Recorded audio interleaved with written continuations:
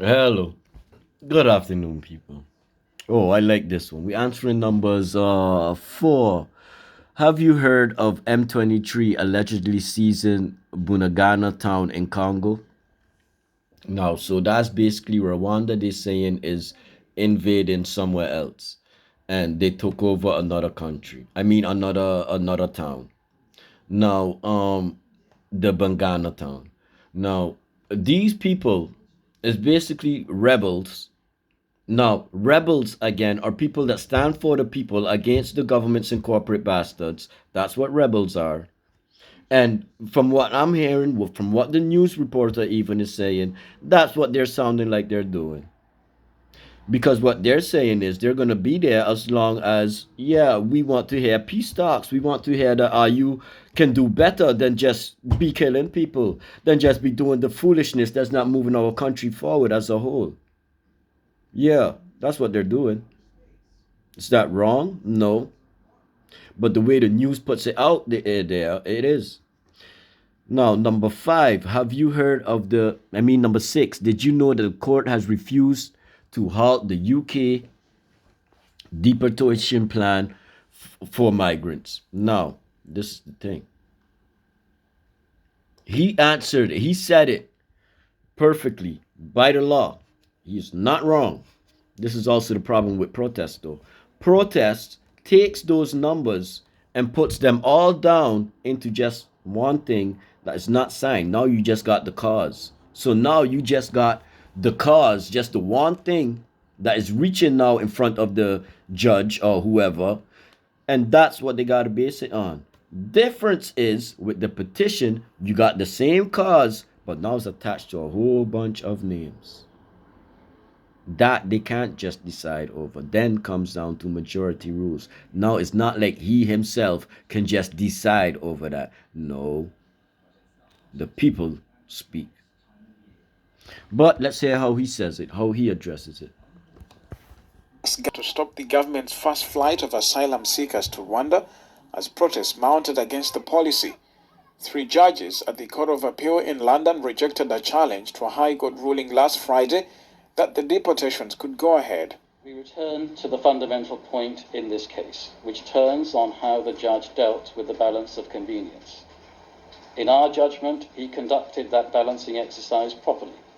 He reached a conclusion which he was reasonably entitled to reach. You see, which he was reasonably entitled to reach. And on the material before him. On the material, what he had in front of him. You see, this is where your protest ends up. This is what decides your protest. Just that one person. It cannot be done that way if it is a petition. They cannot treat that the same. But you know. This court cannot therefore interfere with that. You see, this court cannot therefore interfere because now you only got that one thing. You can't challenge it. You can't do nothing. You sent it up to the court. Court said no. That's it. If it was a petition, and especially one pushed by me, they can't come with that foolishness. But nobody cares about this part, the end result. How do we really get our answer? How do we really get our results? Well, this is the end result for the protest. So now you hear whatever this was about, it's been denied. Know how to handle business. They say Imran Khan has saved Pakistan from great loss. Let me go and check and see what that was.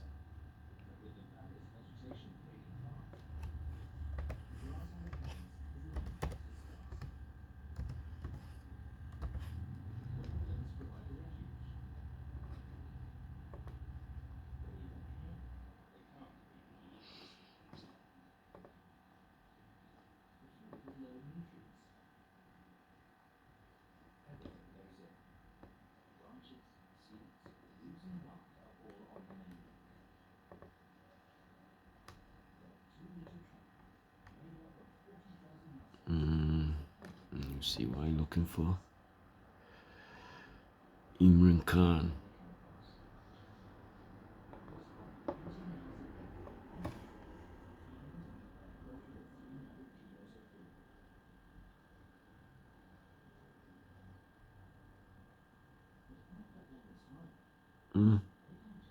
Oh yeah. But this ain't the heading that I had seen. They were saying about because of he that Pakistan was doing good. But what are my people? Well, let me go to my community and find somebody to answer that. Get somebody's from the community that's really from the community. Hear what they got to say. It's better. Is this the right one? Yeah, worldwide immunity.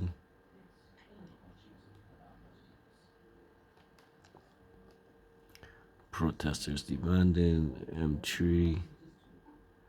The shooting of the dude. Yeah. What did they find? Let me see. Because there's two stories. The incident took place on Friday where a 23-year-old youth died after being shot. Yeah. The police reported that minutes after said to be a gold miner had been in yeah, they're gonna say possession of a gun. It's not that. This is what the news, what the world is seeing, but you see, to sell a gun to the plainclothes lawman. But I mean to say, even if that was the case, would the lawman not be wrong for setting up a meeting with the dude? Like, but it was about much more than that, is what Guyana itself is saying. But that's sad.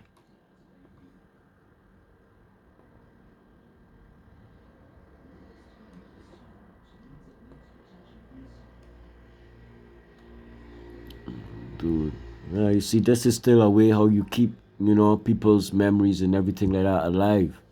Yeah, that ain't right. And the Guyanese people, oh, the man is in jail. They handle their business. Did you hear protesters demanding? Yeah, I also covered these answers already. The shooting. America in fear of recession. Yeah, they shouldn't be. We done covered that one already, though, I think. Russia makes marginal progress in remains the main target. UK mod.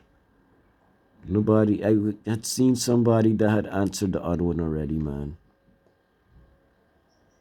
Okay, here.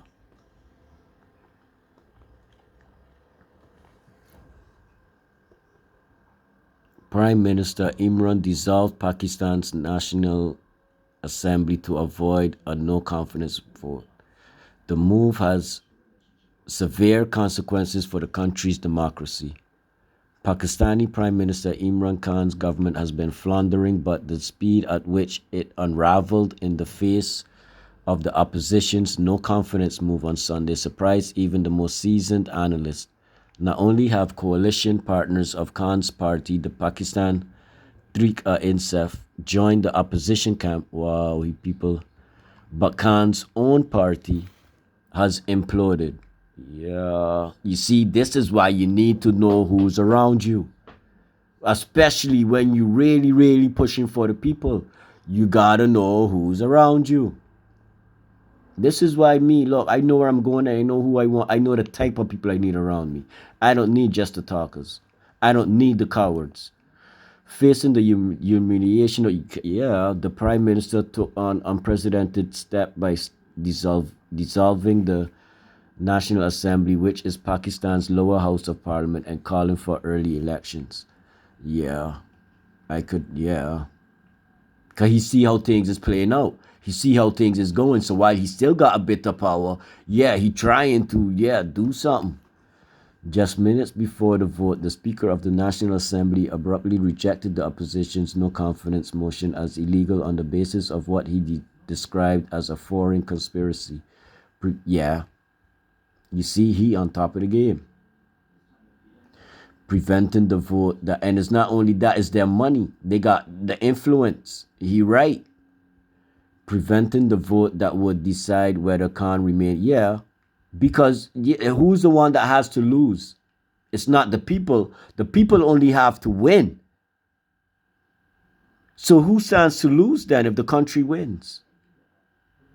Well, maybe a first world countries, you know. But the National Assembly cannot be dissolved during no confidence proceedings against the Prime Minister, possibly making Khan's move a blatant violation of no, it was something done in the safe for his own safety to keep him there as long as possible because he now realized the game what he in. Problem, like I've been saying, is people ain't making sure they got the right people on the way up. Y'all just want to go and select people that you like, whether you know whether they really supporting you like that or not. Listen, by the time I'm ready, oh, I only got people that really know what it's about. And even if they ain't, before they could do something like this, hey, yo, I myself gonna kick you out and put you out there. Hey, everything I'm doing now here on the BBS, you're gonna see these things play out all over in my team.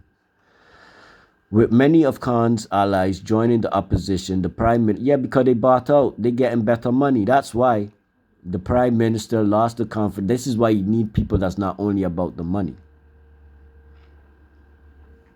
The prime minister lost the confidence of the House. Yeah, dissolving the National Assembly was a last-ditch attempt to escape his imminent. Yeah, I know, that's what I'm saying. He's trying to extend his time. I know politics.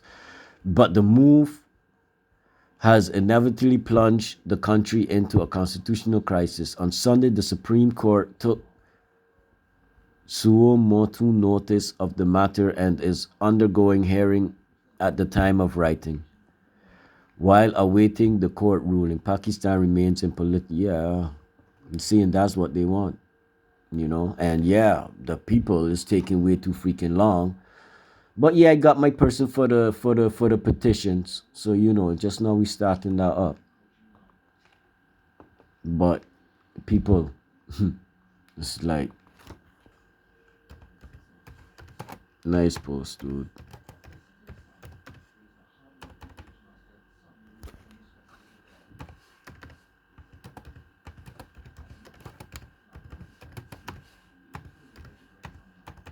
Well then, my conclusion is this is a good dude. And so, did he help to answer the question now then? They say Imran Khan has saved Pakistan from a great loss. Would you agree? I would say he's trying to, but yeah, the people and the corporate bastards is making it hard. So anything that he saved, oh, they're gonna get that back times over. Yeah, that's just how they work.